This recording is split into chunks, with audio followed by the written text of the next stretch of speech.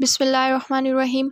Welcome to Hayaul Islam YouTube channel. आज की video में हम बात करने वाले हैं अल्लाह ताला का नाम या मुइज़्ज़ु यानी ए इज़्ज़त देने वाले। इसका वजीफ़ा हम बताएंगे आपको, तो वीडियो को आखिर तक देखें।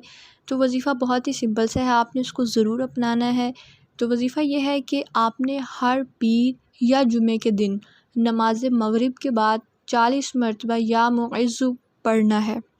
तो इससे क्या होगा कि इंशाअल्लाह अल्लाह ताला लोगों में आपको बहुत ही इज़्ज़त और वक़ार अता करेंगे, यानी लोग आपकी बहुत ही इज़्ज़त करेंगे, दिल से आपकी कदर करेंगे, आपको अहमियत देंगे।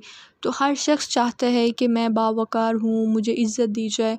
तो क्यों ना आप इस वजीफ़े को अपनाइए और दुनिया में और आखिरत में इज़्ज़त हासिल कर लीजिए।